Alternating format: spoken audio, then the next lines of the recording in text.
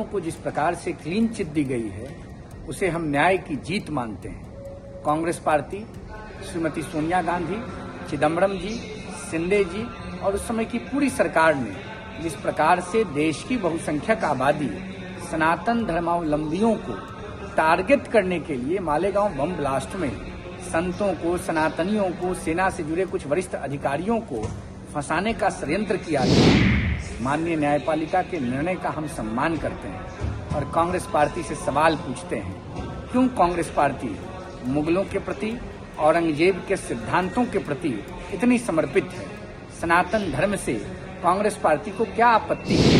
Malegaon bomb blast मामले में एक ऐतिहासिक फैसला सामने आया है। दरअसल एनआईए कोर्ट ने सभी आरोपियों को दोषी मुक्त कर दिया है। वहीं इस मामले पर अब रोहित कुमार सिंह, जो कि युवा चेतना के राष्ट्रीय संयोजक है, उनका बड़ा बयान आया है। उसके बारे में हम आपको बताएंगे। उससे पहले नमस्कार, न्यूज़ फॉर नेशन देख रहे हैं आप और मैं हूं सान्या आपके साथ।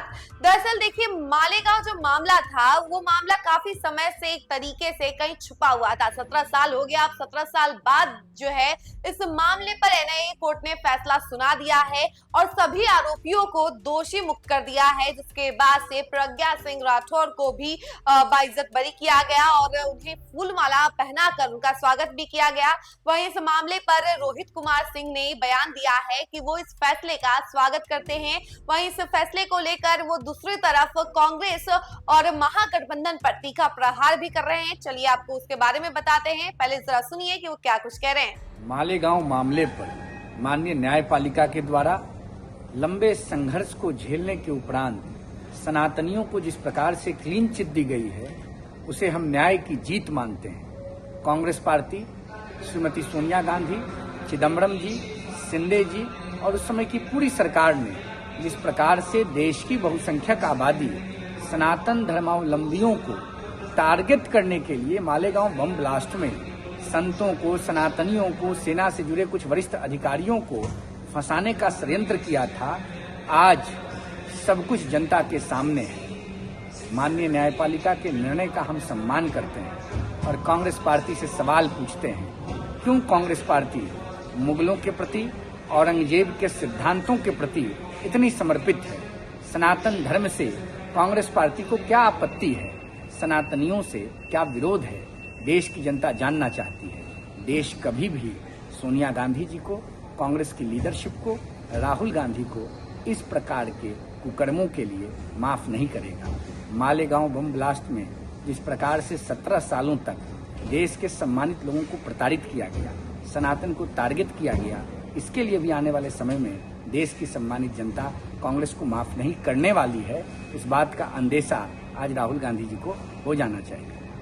आपने सुना कि रोहित कुमार सिंह ने क्या कुछ कहा है। चलिए आपको इस पूरे बयान के बारे में विस्तार से बताते हैं इस रिपोर्ट में। आपको बता दें कि इस फैसले को उन्होंने न्याय की जीत बताते हुए उन्होंने कांग्रेस पार्टी और उसके शीर्ष नेतृत्व सोनिया गांधी और राहुल गांधी पर सनातन धर्म के खिलाफ षड्यंत्र रचने का गंभीर आरोप लगाया है।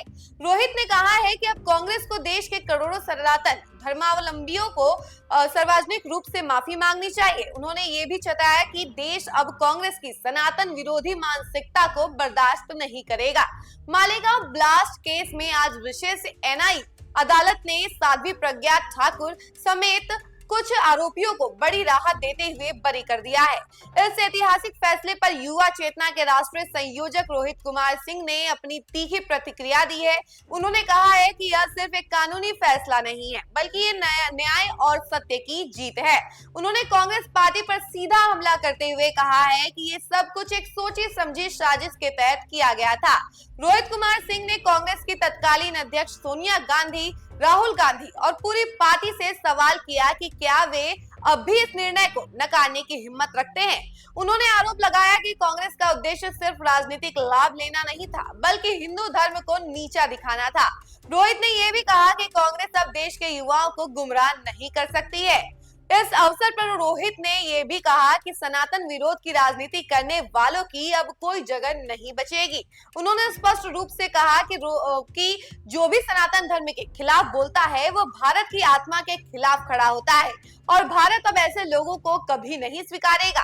रोहित कुमार सिंह ने यह भी मांग की कि इस पूरे केस की निष्पक्ष जांच कराई जाए कि आखिर किसके कहने पर साध्वी प्रज्ञा और अन्य लोगों को झूठे केस में फंसाया गया था। मालेगांव ब्लास्ट केस का फैसला जहां एक और निर्दोष लोगों के लिए राहत लेकर आया है, वहीं इसने राजनीति के उस काले अध्याय को भी उजागर कर दिया है, जिसमें धर्म के नाम पर षड्यंत्र रचे गए। रोहित कुमार सिंह का यह बयान न केवल कांग्रेस पर तीखा हमला है, बल्कि देश के युवाओं को एक नई दिशा देने का आह्वान भी है।